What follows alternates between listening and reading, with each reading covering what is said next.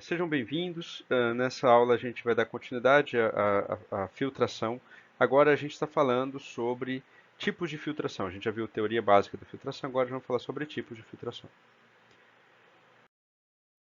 Bom, então, basicamente, o que a gente vai ver é filtração com vazão constante, filtração com diferença de pressão constante e filtração em um processo como resultado de acoplamento ali de equações da bomba, por exemplo, do sistema e do filtro propriamente dito. Hoje nós vamos discutir em mais detalhes a filtração diluída e apenas comentar rapidamente sobre a filtração concentrada. Tá? Bom, a gente viu essa equação da filtração, né? Nós tínhamos ali a vazão de filtrado, a diferença de pressão, o volume de filtrado, a área do filtro, a concentração da suspensão definida como massa de torta seca por volume de filtrado, a viscosidade do fluido e a resistência do meio filtrante, além dos parâmetros alfa e beta. Bom, vamos dar início então à parte de filtração com vazão constante. Então, a gente tem ali um sistema ilustrado. Então, por exemplo, vamos supor que a gente tem ali um controle de vazão, a gente tem uma bomba que oferece uma energia muito grande e a válvula está fazendo um papel de dissipar aqui uma parte da energia, você tem parte da energia dissipada na linha e no filtro. Mas você pode manipular a válvula, beleza? Abrindo a válvula para que a vazão permaneça constante se a resistência do filtro vai aumentando com o tempo. Bom, então a gente vai se concentrar ou descrever ali apenas em torno do filtro, né? Então, você tem, se a vazão é constante, a variação do volume de filtrado com o tempo é uma reta e é exatamente sendo a inclinação esta vazão. Logo, o volume de filtrado fica a vazão vezes o tempo. Bom, conhecida a vazão, você poderia determinar a diferença de pressão que está acontecendo através do filtro, resolvendo a equação da filtração ali, né? Então, se você conhecesse a vazão, certo? E aí você conhece, consequentemente, o volume em função do tempo, certo? É, que é vai ser a vazão vezes o tempo, o volume de filtrado ali. Então você ficaria com a incógnita que seria a diferença de pressão. Bom, caso a torta seja incompressível, né, o denominador se simplifica e você poderia, né, isolar ali a, a diferença de pressão em função do tempo e a diferença de pressão cresceria linearmente com o tempo. Tá ok? Porém, caso a torta não seja compressível, você não isola a pressão, porque você tem um ΔP elevado a beta aqui, e aí, consequentemente, se você precisar conhecer a pressão, você precisa resolver esta equação não linear, beleza? Então, por meio de uma solução numérica. Vamos agora falar da filtração com diferença de pressão constante.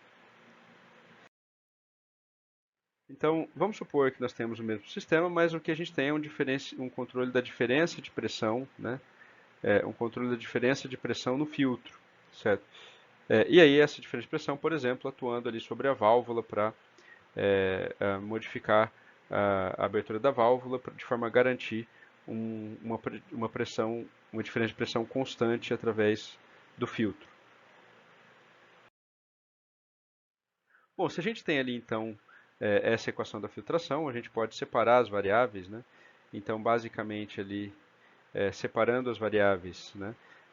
E fazendo a integração, né? Nós podemos ali depois que você coloca ali a separação de variáveis, você faz a integração, né? Então integra aqui,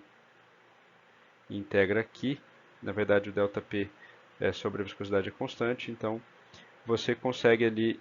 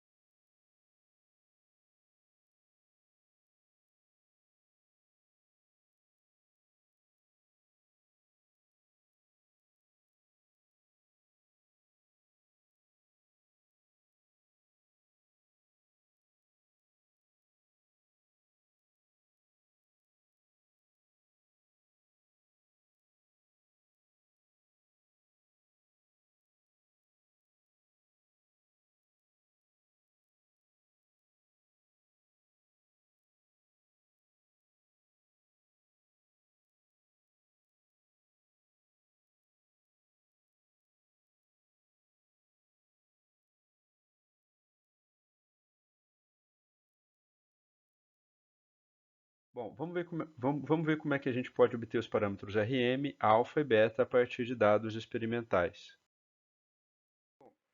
Vou colocar aqui esse exemplo que é bastante clássico, né? Então é bom vocês verem, né?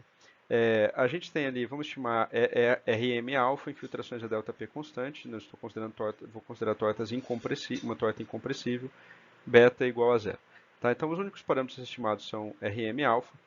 Então basicamente a gente vai considerar ali o experimento a ΔP constante, vamos pegar a equação ΔP constante, lembrando que a torta é incompressível. Se a torta é incompressível, isso aqui, né, é zero, desculpa, delta p elevado a zero é 1. E aí você vai ficar com a equação ali quadrática, né, envolvendo o volume de filtrado e tempo. Okay. Então é clássico dividir essa equação por volume de filtrado por tempo e rearranjar dessa forma. Então você pega essa equação e divide aqui por volume de filtrado por tempo, aqui some o volume de filtrado com tempo, você fica aqui com o volume de filtrado com tempo e você fica ter o volume de filtrado por A. Por que você faz isso? Porque você plota isso daqui em função disso, né? E aí ajusta uma reta. Então você pensar, você tem ali uma equação em que você tem um coeficiente linear igual a um coeficiente angular vezes o volume de filtrado sobre a área e aqui uma variável que é T sobre o volume de filtrado sobre a área. Bom, e aí, se você fez a filtração a pressão constante, ela torta é incompressível, na verdade, você fez a filtração a pressão constante, você vai chegar ali numa reta entre essas relações aqui, segundo as quais você poderia tirar um coeficiente angular, um coeficiente linear para fazer a estimação. Okay? Eu vou apresentar isso, lembra? Entenda, porque é bastante clássico isso, né? Então, os livros geralmente apresentam, eu vou apresentar, mas é claro que você poderia fazer isso por um meio mais sofisticado, certo? Uma estimação de parâmetros mais sofisticada. Então, a gente tem aqui um exemplo, que é um exemplo baseado do livro do Wallace, né? O livro do Cooper, e colaboradores. Você tem em laboratório, foram obtidos os seguintes dados de volume de filtrado em função do tempo para uma condição a 0,5 bar de diferença de pressão e para uma condição a 0,8 bar de diferença de pressão. Tá? Tô ganhando aqui um biscoito. Obrigado, Mia. Bom, e aí a gente tem aqui os dados, aqui dado a concentração de suspensão, tá? Asterisco e a viscosidade do fluido. A área do filtro é 500 centímetros quadrados. Então a gente viu que a delta P constante, a gente pode fazer uma regressão linear e obter ali essas relações. Então a gente pode fazer a delta P de 0,5 faz uma regressão e a delta P a 0,8 bar faz outra regressão. Tá? Bom, usando o Excel para fazer esses ajustes, vocês fazem isso com o pé nas costas, vocês teriam ali o coeficiente linear e o coeficiente angular de cada caso. Em cada caso, você poderia obter, então, por exemplo, o coeficiente linear é a resistência do meio filtrante vezes a viscosidade sobre o ΔP. Conhece o ΔP, conhece a viscosidade, tira a resistência do meio filtrante. Tá, okay? Então isso dá um valor. Dá 2,84, 10 a 10. Bom, daqui, usando ali o coeficiente angular, né? O coeficiente angular ele é a concentração de suspensão, viscosidade, alfa, ΔP elevado a beta, sobre 2 ΔP. E aí, usando esse coeficiente, você determina o alfa, e você não conhece o beta, então você vai agrupar isso aqui, alfa vezes ΔP elevado a beta, igual a um determinado valor, beleza? O resto você faz a conta ali. Bom, para ΔP igual a 8, você vai fazer o mesmo procedimento, e aí entra aqui em uma questão, né, que observa, que é o fato de você usar esse tipo de procedimento para estimação de parâmetros, que não é um procedimento muito rigoroso. Você obteve uma outra resistência do meio filtrante que teoricamente deveria ser igual à do que foi obtida anteriormente, né? Mas não é, ela é um pouquinho diferente, né? Pelo experimental em si, mas você deveria estimar só um, digamos. E aí você faz a mesma coisa e obtém alfa vezes ΔP elevado a beta, lembrando que ΔP dessa vez é 0,8. Tá? O que o livro do Cooper faz e que é um clássico, de certa forma, na filtração, né? Você pega a resistência do meio filtrante como uma média ali entre os valores que foram obtidos em um experimento e outro, mas na verdade você deveria ter estimado só um, mas aqui estimou dois, beleza? dois valores distintos, mas na verdade, teoricamente, deveria ser o mesmo parâmetro, né? E para determinar o alfa e o beta, você pega ali as duas equações de alfa e beta, substitui e retrabalha com elas para calcular ali o beta e depois calcular o alfa. Beleza? É um procedimento de estimação que vocês vão encontrar em alguns livros clássicos de filtração. Bom, outra forma de fazer, que eu não vou fazer aqui, mas é o que deveria ser feito, é usar o mínimos quadrados, por exemplo. Mínimos quadrados ponderados, depende do erro que você está considerando. Mas para estimar uma única RM, um único beta, né, um único alfa ali. Então você teria como descrever o volume calculado sobre a área em função do tempo, você teria como escrever essa equação. E você tem o volume experimental. E aí você faz um menos o outro ao quadrado e soma de tudo isso e minimiza, né? Então você encontraria ali os parâmetros que minimizam os mínimos quadrados disso. Eu não vou discutir isso, mas você pode usar o software do Excel para esse fim. Tá? Bom, vamos falar agora por último da filtração em um processo, a suspensão diluída, beleza? Eu estou falando aqui de uma suspensão diluída, eu estou considerando basicamente o seguinte, olha, a vazão de suspensão é praticamente a mesma vazão do filtrado, né? E aí você praticamente tem muito pouco torta comparado ao volume de filtrado, tá bom? E então eu vou representar aqui por V ponto, nessa conta aqui por simplicidade, tá? Então, vazão da suspensão é aproximadamente igual a vazão do filtrado, que é igual a um V ponto ali. Bom, então, nesse caso, a gente está considerando um sistema, nós não vou colocar um controle, vou deixar o resultado da equação vir como resultado do acoplamento das equações da bomba com a equação do filtro. Tá? Ok. Então, a gente tem um sistema ali, existe uma diferença de altura entre as posições ali dos tanques, certo? E, basicamente, entre os tanques você tem ali Bernoulli com a equação da bomba, que a gente descreveu lá no início do curso. A equação do sistema, o head da bomba, né, o head da bomba é igual ao head do sistema, o head do sistema é P2 menos P1 sobre ρg, o 2 menos 1, e aí todo o fluido praticamente ali, né, todo mundo está na densidade do fluido. Então, estamos considerando a densidade, sistema diluído, então você tem a densidade da suspensão aproximadamente igual à densidade do fluido, quase só tem fluido no meio. Tá? Diferença de velocidades entre os pontos 1 e 2, diferença de altura entre os pontos 1 e 2, perda de carga entre os pontos 1 e 2. Beleza? Então, nós temos ali uma diferença de energia mecânica entre o estado inicial e final. Nós temos a dissipação de energia mecânica que acontece entre os pontos 1 e 2, e isso daí é igual à energia que é transferida para o fluido pela bomba ali, que é o head da bomba. Tá? Ali todo mundo, essa equação está em unidade de metros. A pergunta é, onde que o filtro entra? Pensem, onde é que vocês acham que o filtro entra nessa história? Tá? O filtro, ele compõe o quê? Parte da perda de carga, certo? O filtro compõe parte da perda de carga ali, que é a diferença a dissipação de energia mecânica entre os pontos 1 e 2. Aquele ΔP do filtro compõe parte da dissipação ali de energia mecânica. Okay? Então, a perda de carga ali compõe uma parte do ΔL de 1 e 2.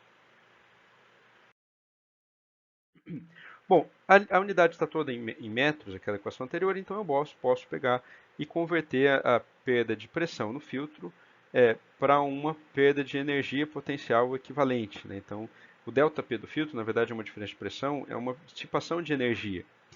Na verdade, que eu posso converter em termos de energia equivalente. Eu vou só salientar, embora eu disse que a densidade do fluido e a densidade de suspensão é a mesma, você converte isso daqui utilizando o ρ do fluido, porque é apenas o fluido que segue adiante na história. Né?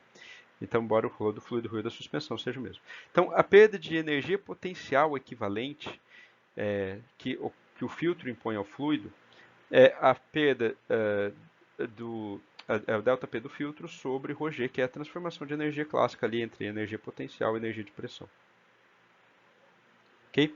Bom, então vou pegar e dividir a perda de energia total, né, a dissipação de energia entre os pontos 1 e 2, com uma perda de carga do sistema, exceto o filtro, que eu vou representar ali por um L, um apóstrofe ali, e a perda de carga no filtro. Tá? Então, é como se a dissipação de energia toda entre os pontos 1 e 2 fosse a perda de todo o sistema, exceto o filtro, mais o que acontece no filtro. Bom, para a gente visualizar melhor, acho que é conveniente a gente ver um exemplo, né? Então vamos considerar ali um sistema. Você tem o tanque 1, o tanque ponto 1 que é o ponto de origem, o ponto 2 que é o ponto de destino. Você tem ali o filtro, né, os pontos C e D. A gente vai considerar que essas grandezas, todas elas estão no SI. Então, os dois tanques estão na pressão de 2,10 a quinta Pascal. A altura do tanque 2 é 3 metros acima do tanque 1. As velocidades nos tanques são praticamente zero. E, por simplicidade, aqui já está colocado, a perda de carga que acontece no sistema, exceto o filtro, é uma constante vezes a vazão ao quadrado, tá bom? E o head da bomba ali é dado ali como uma equação 18 menos um determinado valor vezes a vazão ao quadrado, tá ok?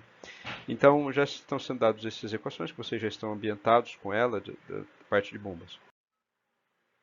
Bom, dados da filtração, vamos colocar ali que a resistência do meio filtrante é um 10 a 10 metro menos 1, o alfa 8, 10 a 9, o beta 0,1. A concentração da suspensão ali por volume de filtrado é 1 sobre 1 kg por metro cúbico, vamos considerar que isso seja suficientemente diluído. E a área é de 5 metros quadrados, tá okay? A área do filtro. Bom, dados do fluido ali, vamos considerar essa viscosidade e esta densidade.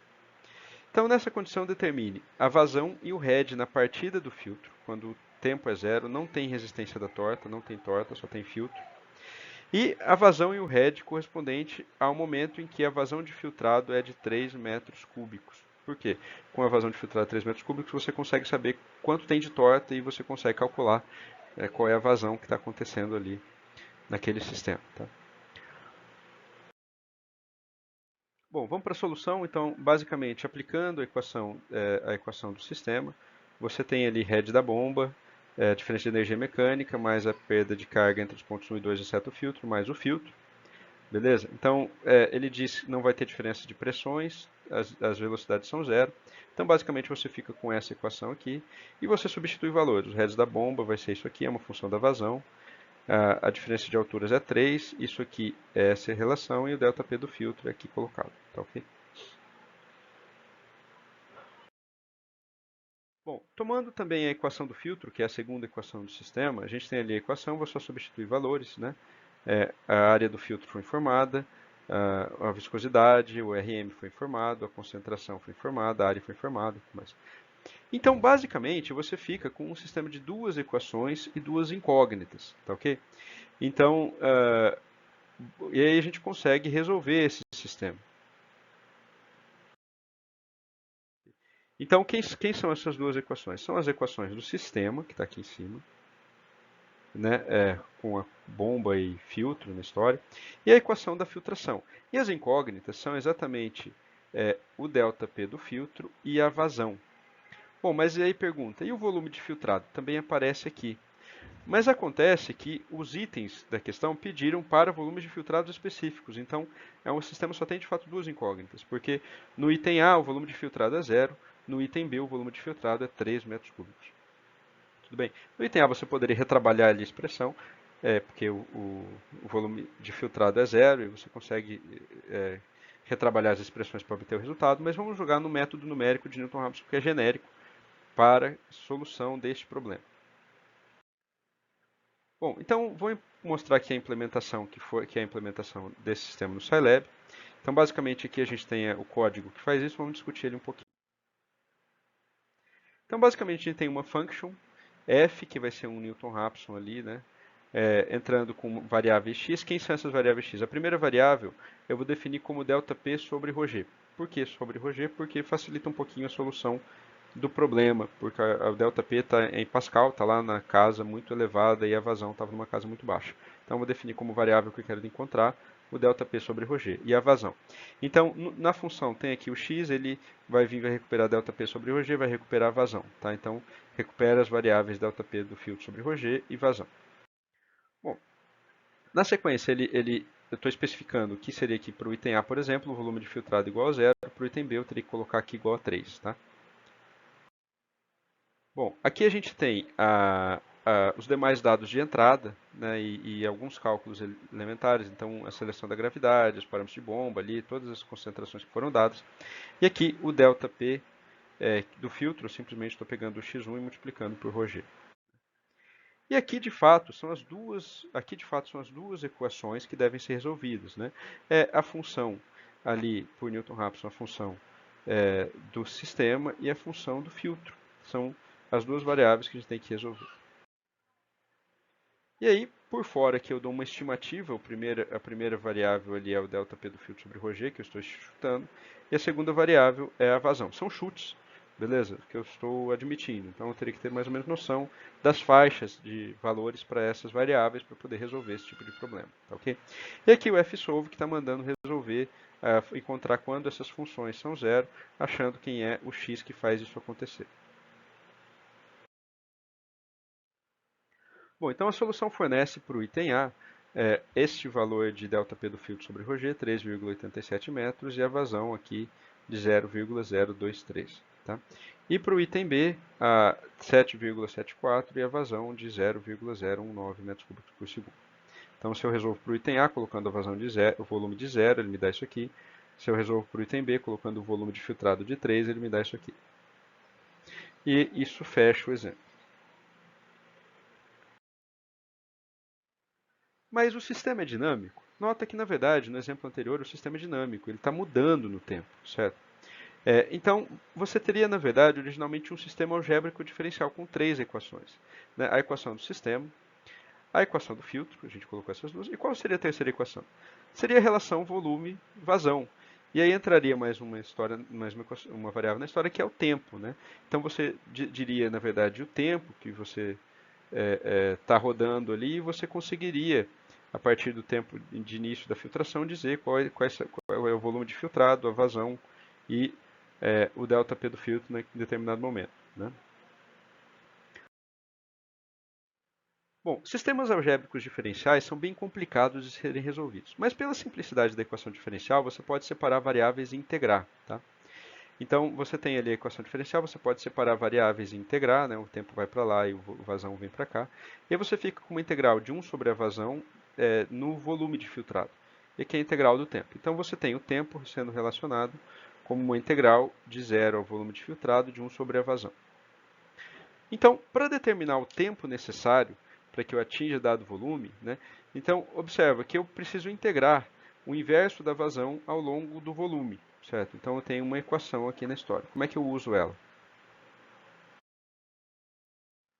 Vamos ver um exemplo, né? Então, considere os mesmos dados do exercício anterior e o que se deseja é o seguinte, olha só, determine o tempo necessário para se alcançar 3 metros cúbicos de filtrado. Bom, a gente tinha esse sistema, é o mesmo sistema ali que a gente tinha visto na equação no exemplo anterior. Então, vimos o seguinte, que se a gente informasse o volume de filtrado, você conseguia calcular o ΔP do filtro e a vazão, resolvendo duas equações, foi isso que estava lá. Tá? Então, a ideia basicamente consiste em assumir valores do volume de filtrado entre 0 e 3 metros cúbicos, e para cada um desses valores que você assume, você calcula o ΔP do filtro e a vazão. Bom, então a gente assume valores ali, eu vou colocar um pouco os valores para ilustração, né? Entre 0 e 3 metros cúbicos, eu estou colocando poucos valores, não estou me preocupando com a precisão do cálculo para ilustrar o procedimento. Para cada um desses valores, para o volume de filtrado, eu resolvo ali ΔP do filtro e a vazão. Para outro valor do volume de filtrado, eu resolvo e obtenho o ΔP do filtro e a vazão, assim sucessivamente. E eu posso montar uma coluna aqui 1 sobre a vazão, né? Eu tenho a vazão, calculo aqui 1 sobre a vazão, que vai me fornecer a função que eu preciso integrar para achar o tempo. Então, a vazão, 1 sobre a vazão é a função a ser integrada e V do filtro, volume do filtrado é a variável que está se integrando. Então, basicamente, você tem essa relação, só para transformar ali como se isso aqui fosse um f de x, isso aqui fosse um dx, e você estivesse resolvendo uma integral de f de x dx. Então, só lembrando ali uma das formas de se resolver, você tem várias, tem o simples, o trapézio, várias formas que a gente discute lá em métodos numéricos, mas você tem o trapézio, por exemplo, você resolveria dessa forma, né? O F1 mais o Fn é os 5, tem 5 pontos aqui, esse 5, e depois os pontos intermediários, isso F1 mais Fn sobre 2, e depois a soma dos pontos intermediários. Isso tudo sendo multiplicado pelo ΔX, já que o espaçamento ali é constante. Bom, então para o nosso caso, a função que a gente está integrando é 1 sobre a vazão, e a gente está integrando no volume de filtrado.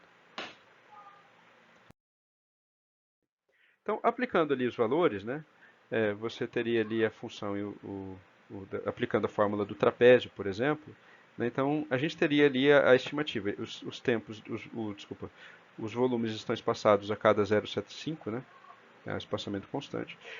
Então, 0,75, o primeiro ponto ali da função que eu estou integrando, né, o último ponto da função que eu estou integrando, a soma disso sobre 2 e depois a soma dos pontos intermediários. Isso vai dar 141,73 segundos neste exemplo.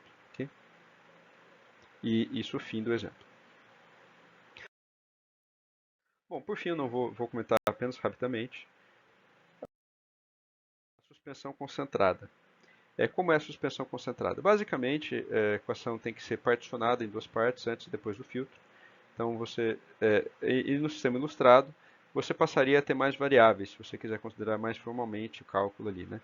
Então, você teria a vazão de suspensão, a vazão do filtrado e as pressões nos pontos ali antes e depois do filtro, né? Então, você teria a vazão que está ocorrendo aqui, a vazão que está ocorrendo aqui e as pressões aqui nesses pontos. Seria essa a solução.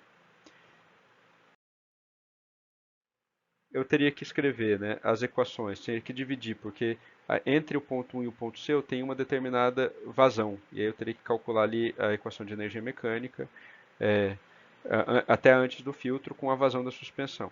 E depois, entre o ponto C e o ponto D, eu teria a equação da energia mecânica com a vazão de filtrado apenas, certo? Por isso eu tenho que dividir essa equação em duas.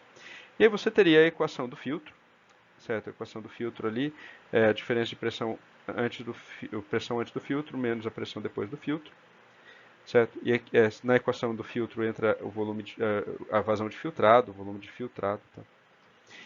E a relação entre vazão de filtrado e vazão de suspensão, que está associada ali a uma propriedade intensiva das características da suspensão, que é a concentração ali de sólidos na suspensão e a porosidade da suspensão. Isso é constante para esse problema. Ok? Eu não vou ilustrar aqui, mas você colocaria esse sistema de equações para resolver e resolve lá no Celeb. Eu não vou ilustrar por questão de tempo, acho que fica um pouco cansativo.